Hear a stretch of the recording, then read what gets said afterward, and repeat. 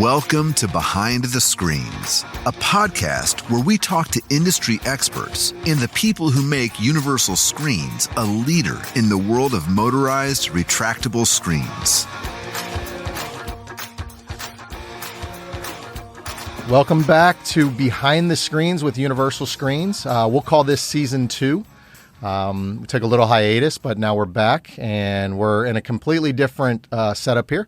We used to do this at the showroom at our office space in Plano, and now we are in the comfy confines of a podcast studio. So my name is Shawn Culbertson. I'm the CEO of Universal Screens. Joining me today, to my left, is Joe Serta, VP of Sales for Universal Screens. And across from me is Alex Rutherford from U.S. Custom Creations in both Louisville and Cincinnati.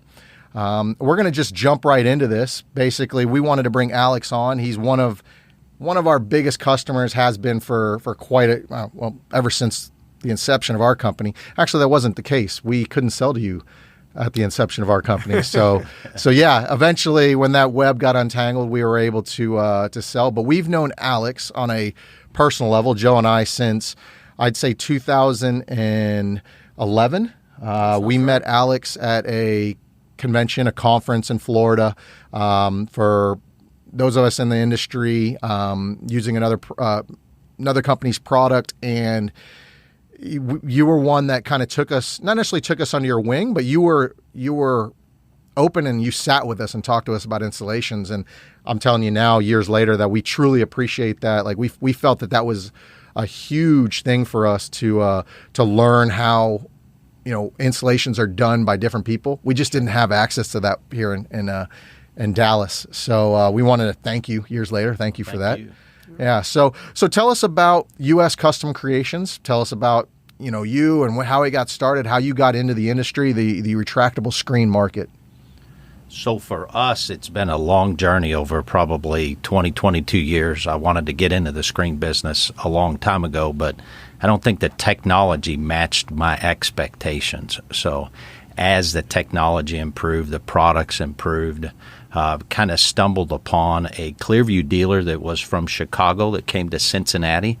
And he said, there's no other dealers doing this in Cincinnati. And really, I was shocked and immediately reached out to Clearview of Florida to see if I could get set up as a dealer and eventually a distributor, because I thought it was a perfect match for our underdeck roof system, which... So you had a company already doing the underdeck system? Yes. Okay. Correct. And so, and because I don't really know, what is the underdeck system that you guys sell? So in our region, there's a lot of walkout basements. So you have a deck above your head, obviously, when you walk out of the basement. So in a rainy season, if you're standing under that deck, you will get wet. So it's an underdeck roof system. You don't have to overcomplicate it. It finishes the area, keeps the area dry, and then it's very conducive to screen it in. And these are all things learned by experience of every product I offer. I have at my home because it's something I'm very interested in and want to also make sure it's a good product to market and sell. So that's how the underdeck roof system tied together with the screens. Yeah, I'd say marriage. About actually almost a year ago today, we were out, myself and someone else were out in Louisville visiting you, and I got to see the underdeck system up front, as well as our product and other products you install. And man, it was impressive. We were at a neighborhood, and I'm serious. Every angle that I looked at, there was our screens. Universal Screens were on every angle. Yeah. These guys had taken over basically that whole neighborhood. They were all over, and more to come. It was really, really impressive. Cool. Still continue with that neighborhood, and yeah, and the builders that are associated with it. So it's been a great way to get more traction with motorized screens in the industry, and that's been our goal. Have a good product out there, but just keep on capturing the audience and letting people know what motorized screens are all about. Right. And so you grew up in that Louisville area, went to the University of Louisville, if I'm not correct. Yeah. And then so your home office for your company is in Louisville, but you have a second location in Cincinnati. Right. So talk to us about the areas that you cover in that part of the region. So as you mentioned, we do Louisville, but we also do Cincinnati. Cincinnati's only about 90 miles away from Louisville. The market was there. It was open. There was really only one established screen company there, so we went into that market. And I don't go in as aggressively as some people would think, but I want to make sure we have the quality correct. We have good guys doing the installs, good guys doing the sales, which is me. Yeah. And represent, the product that we're installing correctly. Yeah. So part of that, then we also cover Dayton, which is only another 30 miles north of Cincinnati. Just everything, honestly, where the market is. Yeah. And you have tremendous guys. Yeah. I had the pleasure of meeting them, both at your facility, but also them coming here and visiting. And you've got a tremendous group. Speaks volumes of your company, and the future's definitely bright. I enjoyed seeing Tyler this weekend. You guys were at a home show, and I saw in Louisville. Yes, I saw the news. Came to your booth and did an interview with Tyler. I thought he handled that very, very well. He's a movie star now. Yeah. It's the second time. And oh yeah, even the neighbors around his house and people that come to the show say, "You're on TV." Yeah, yeah. He did an excellent job. Yeah, he's got a great personality. Any thoughts or future plans for expanding any further?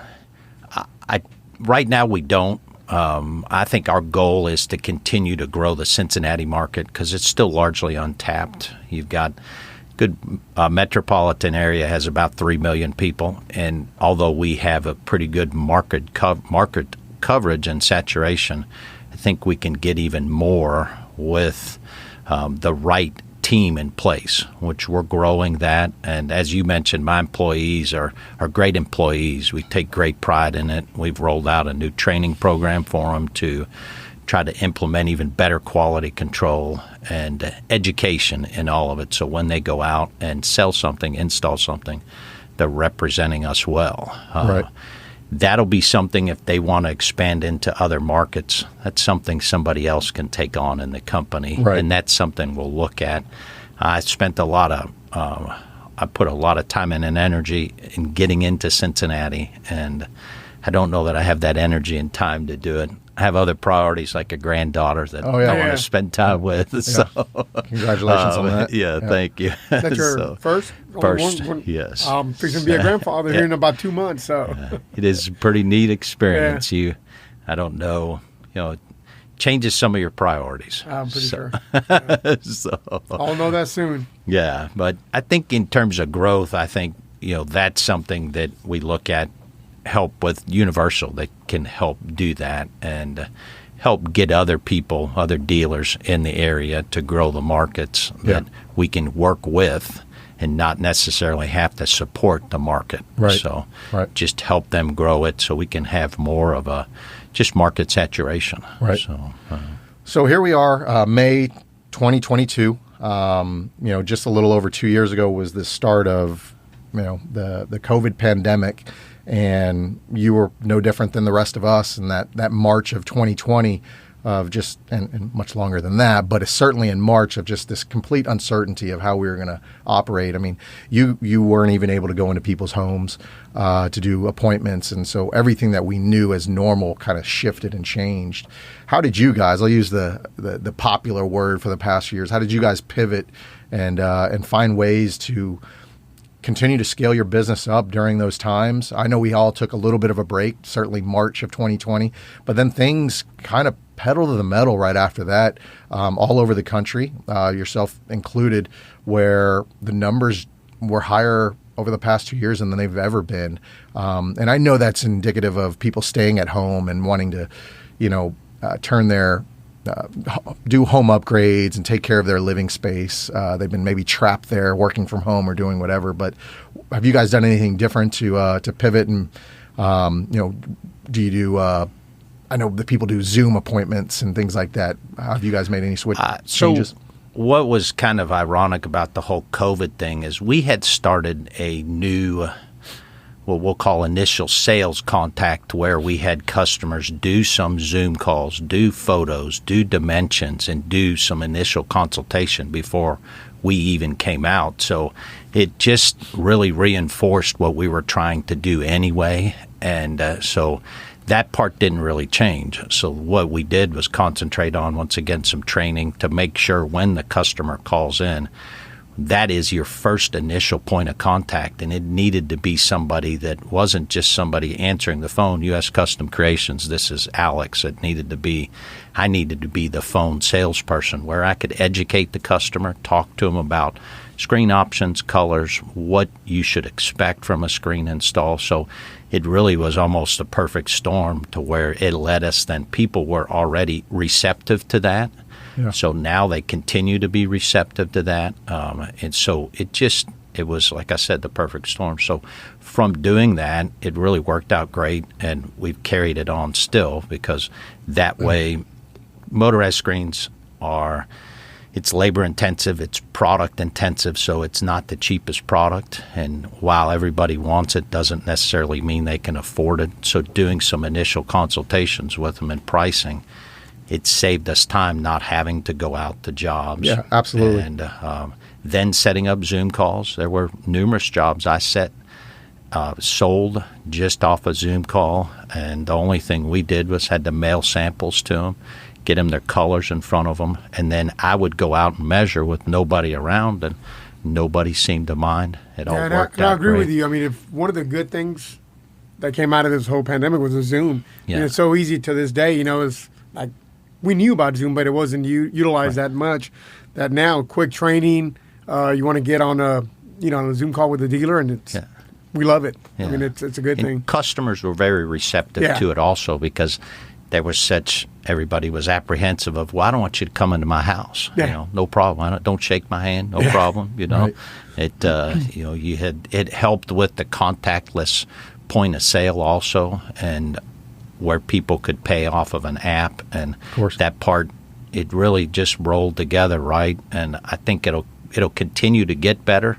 My vision in the future is hopefully we don't have to go out and do in-person sales calls. And as the younger millennial generation gets used to more technology and being able to do that, I think you'll see that change, and we'll embrace it, obviously. Yeah, it was great to see so many new ways of growing within our industry, Zoom calls and appointments. I think in the past we thought, no, we've got to, if they call, we've got to be there, because prior to this we were retail as well. So I've got to be in front of you. If I'm in front of you, I can sell this. You've got to touch, you've got to feel, you've got to do all that. You've got to see it moving, and that works, and that definitely is good. But it can all be done via Zoom or FaceTime as well. And like you said, there's a lot of tools that are out there that allow us to completely work remotely. Payments and things like that. That's one of the things I really liked when I went and visited you. Is it'd been so long since I had been on the field with a customer. I hadn't gone to a homeowner, and so when I was doing it, it was all pen and paper. And so I would go and I'd write it up. I'd do the measurements. I'd write it up. Then I'd send you their quote. Maybe that was via email. Maybe it was an Excel spreadsheet or something. But I would have to go back to the office and do that. So there's that time delay of, okay, you wanted it, but I've gone back to the office and I've sent this to you, and so we've got this bit of a delay. I was really impressed how you guys have taken everything and put it on your tablets. Yes. You were one, in a good way, that were constantly pushing me to get that online ordering going. Right. And, even we had this setup, but it wasn't ironed out, ready to go. And I remember you were always like, well, when it is, I'll be the first one. Let me know. And so, you guys have gotten everything. I remember watching Tyler do everything right on his iPad, and it was extremely impressive. So how has the technology changed how you guys do things? I know you've got different apps within your company, maybe even to track where people are at. Tell us about that, because not everyone listening does it. I'm sure a lot of people listening still pen and pad, write it up. Tracking their employees, call them, where you at? Oh, I'm at this stop sign. But you can kind of see everything as it's unfolding throughout the day. So I think the best thing about technology is it's increased our efficiency, so then you can concentrate on other things. So when I first started using an iPad 10, 12 years ago, there were hardly any apps. There was was very limited to what was available, and it was always a truncated version of a full desktop site.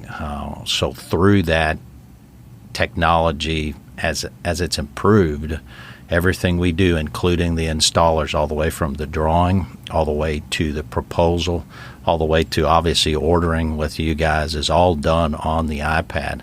So it lets us be very efficient. Most of my customers love that. I want to capture that. They have a very captive audience. They want to buy something. I want to sell it to them, you know. And if I've already pre-qualified and gone over those phone sales like we discussed, then when I'm there, the education part is really what screen color do you want, what screen density do you want, what color of housing, and then also what controls you have.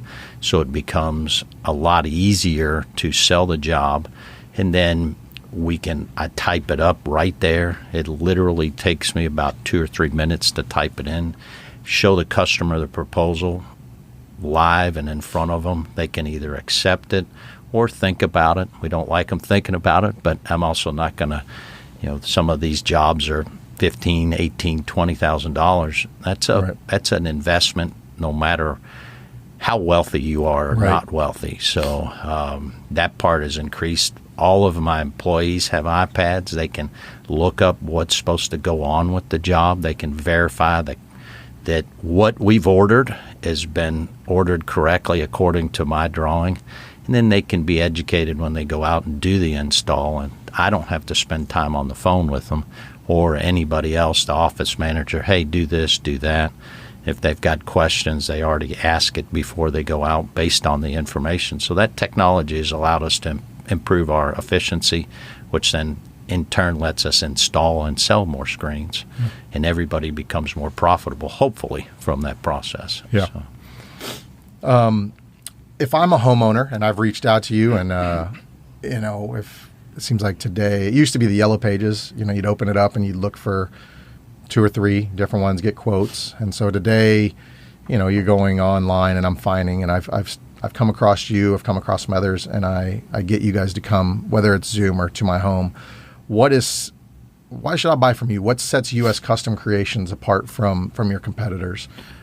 So I think there's a couple factors in that. First of all, I think we pay attention to detail. Part of our name, I wanted it to have custom and creations in it, because a lot of our jobs are a custom creation. When you do motorized screens, you have porches with round columns, you have porches with square columns that have intricate trim detail. Somebody needs to be able to do that. So when I go out to present to a customer, I try to focus on the positives. First of all, highlight what motorized screens are about, what to expect from motorized screens. I try to focus on the service aspect and the turnkey also. There are some companies that won't do some of the trim detail, so I try to focus on that part, that it becomes a one-stop shop. We focus on having employees that are thoroughly trained, that have been around, that they're my employees. We focus on the branding. So in our industry, we kind of joke around and we call them the mics that come out in the van that has no logos on it, that they don't have a company shirt. They get out and they've got the trash piled all on the dashboard and some of it falls out. We don't want to be one of those guys that does that. We want to have a organized vehicle, so when your company or when you as a customer looks at our company, these guys are going to do a good job. If they keep their truck clean, they're going to keep my job site clean. They're going to look out for my home, which is expensive, and they're going to also service and answer the phone and reply to emails. And that's a huge customer service in the modern day. Everybody has a car they can go buy. Why do you go buy from a certain dealership? It's because you get better customer service. And that's what we want to focus on in our company, is better customer service. We want, as I tell my customers, we're always going to respond. It might be bad, but you're going to get an answer from us. Hopefully it's going to be good, which in most cases it is, but we're going to give you the good, bad, and ugly. And everybody appreciates that. They really do. And you gave me that advice. You took off the business hat once and said, "Hey, it's friend to friend. Let me give you." And it was exactly what you just said about give us something, good or bad. Just give it. Don't hold it, because when the pandemic hit and everything went through the roof, I put my head in the sand thinking, okay, maybe tomorrow everything will But right it won't. itself up. Right. I realized after a couple weeks, it wasn't. When it a couple was months, one it thing, wasn't. it was another and Right. another. But all you needed was just an answer, Yeah. And whether, like I said, whether it's good or bad. good or bad, Yeah. it gives us something to work with. It gives us customer a tangible thing to work with. Yeah. And it's easier. Yeah. Our human nature, if you have something to work with, you can work with it. Right. And the whole idea of, well, what's going to happen, that's more scary than knowing what is going to happen. Yeah. So, And he's not just talking his trucks. Oh, yeah, they're Right. they're what we've always talked about. That's why when we had the install trucks, we want to install trucks to look like this. His trucks are. So part of my perfect. guys' incentive pay is that they have to wash the truck every 2 weeks and organize the truck. And if they don't do that, all my guys, they get a really good starting wage. And then some of them can earn another $3 an hour by following and checking off the incentive pay. And one of them is keep your truck clean, keep it organized, and same thing with the uniform. Have clean work shirts on. Don't have holes in your pants. I'll go as far as, if you do, go to the store, get your company credit card out, and get new pants. Yeah. It's not that hard, and the image that portrays is so much better. If you go to a restaurant, a guy comes out with a dirty shirt and dirty pants on, and he's going to wait on you, I immediately go, I'm not sure I want this guy waiting on me.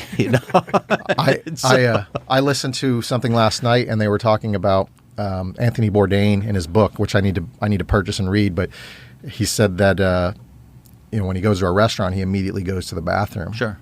And if the bathroom's clean, he knows that the restaurant is clean. well run. And if it's not clean, then he knows that if they can't keep their bathroom clean, how on earth are they keeping their kitchen clean? Sure. So he'll turn around and walk out, and that's pretty telling. But it goes a lot with what you're saying is, when you guys show up, you're right. There's no.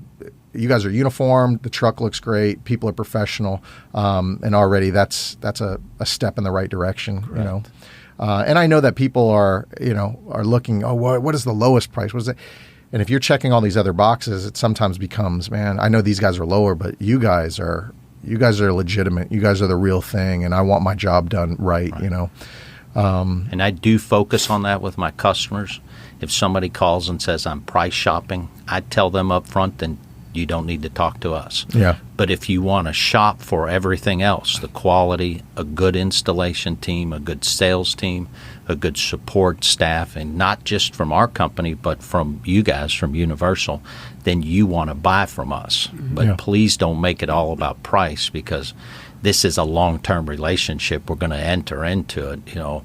I have been actively selling screens for over 15 years. So when you look at it that way, I still have customers that are 15 years old that call me, hey, I need a screen service call. Well, guess what? We're still here. Yeah. And that speaks volumes for Absolutely. that, because you've invested money in that. Yes, do you need to invest more money in it? That's fine, but at least you're not starting over 15 years later. Yeah. We can install new screen mesh. We can install a updated motor that has the technology part that you asked about and referenced, because that's important. Right. Everybody buys new cell phones every 2 or 3 years. But for me to tell a customer they can buy a new motor that's $500, they think, well, some of them think that's ridiculous, but some of them think, well, I like that better technology with the motor. Right. And people do that. But if we're not focused on the price and we're focused on service, we can stay around. We can service everybody's product, and everybody's happier with that in the end.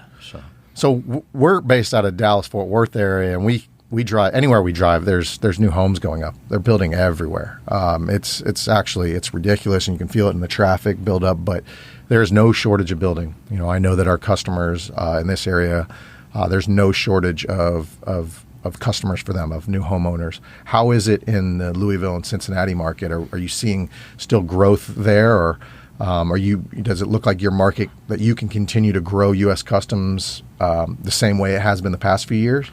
So I think one of the interesting things, building has slowed down a little bit, but it's still there.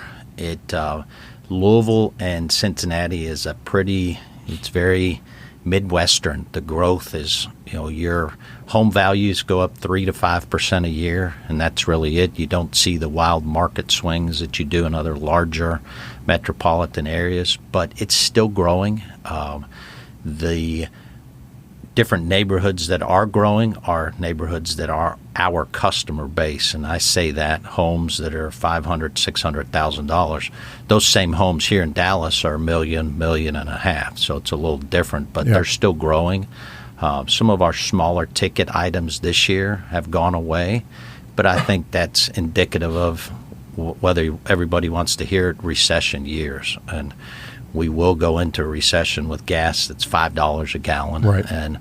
But the people who still want this, who have saved for it, who know they want it, they're still going to buy it because it's a priority. And that's where we still have to focus on quality and make sure that stays the same.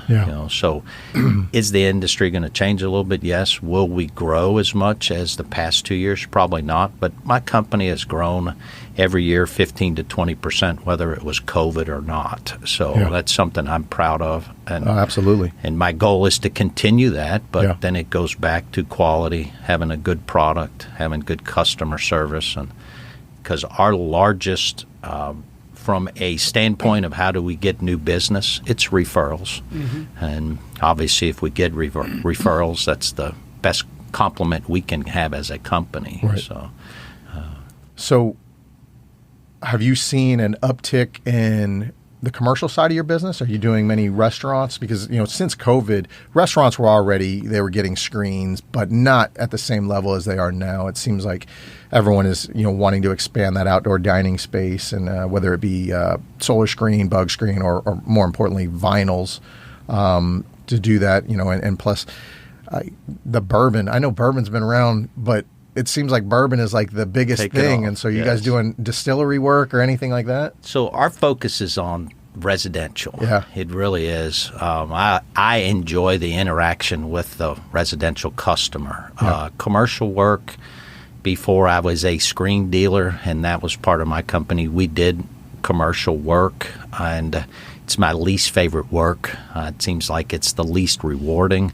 It's the hardest to get paid, so that is not our focus. We will do it. We have done it, but it is not our focus. That's not it's not what we set out. Our yearly goals don't include, let's do 10 more restaurants this year. Of course. That's not our goal. It's how can we get more market saturation in the neighborhood, like the neighborhood I took you to in Cincinnati, that I think it's the neatest thing. We go into a neighborhood and you can point at 20 homes and say, we've done work here, whether it's screens or the undercover system. And so our goals always focus on that. Gotcha. Commercial, it's just not my favorite. So it's of course, I know exactly where you're coming from. So you get a lot more user errors in commercial work. And, and, my screen blew out in a windstorm, and the track got ripped off because we had them down, and it was 60-mile-an-hour winds.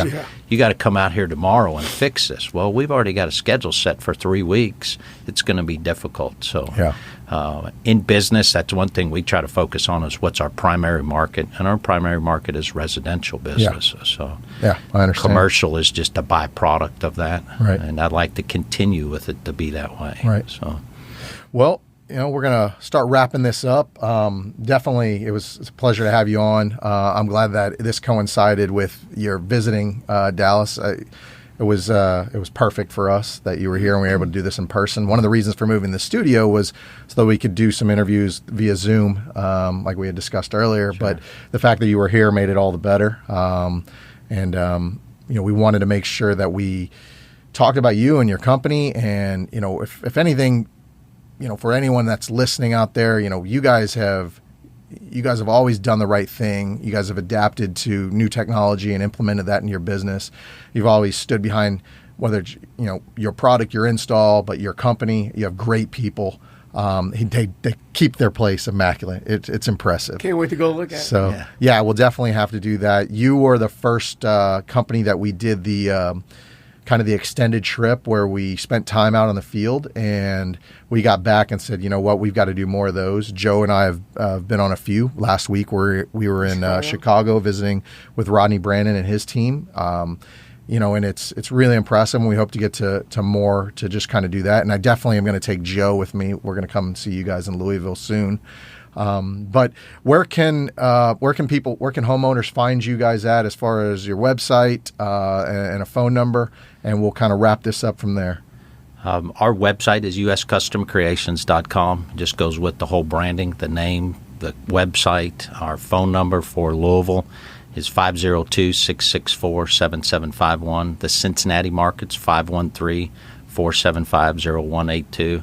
And I really appreciate your all's dedication to our goals and what we want to accomplish. And I appreciate the opportunity to do a podcast. Something different for me. A little nervous, but it was fun. No, it was great. I appreciate highlighting my company. I think that's important. I'm very proud of what we've accomplished. Yeah. Look forward to accomplishing more. And we, like I said, we met you when we first started. Our very first install, we sat down at a table not much different than this one, and we talked to you, and you told us, a few things to look for, do this and different things. And within that year, it wasn't all magic that you told us, but you gave us some great advice, and we knew that we could, if we had an issue, we could reach out to you, or the next year when we saw you at that round table, we could sit down and talk again. And so, we've always been extremely thankful for what you helped us get into. You've been very, you've come to me on a personal level and helped me on business things. And then, we've got some different things going on internally at Universal Screens that we want to sit down and have that conversation with you and make this, we want to make it better. We want to take, we want to make sure that we can live up to those high standards that you just talked about with your company and what you present to your customers. And we want to make sure that we're around with you guys for the long haul. So truly, thank you for coming out. Thank you. Enjoy your stay in Dallas-Fort Worth. Hopefully this rain will go away, but it's got cooler weather. Relevant. Cooler weather's there. That's nice. So, thank you. All right. Appreciate your time. Right. Well, we'll see you on the next one. Next episode, we'll have Jim Rue with Sompy joining us, and we'll catch you on the next one. Take care.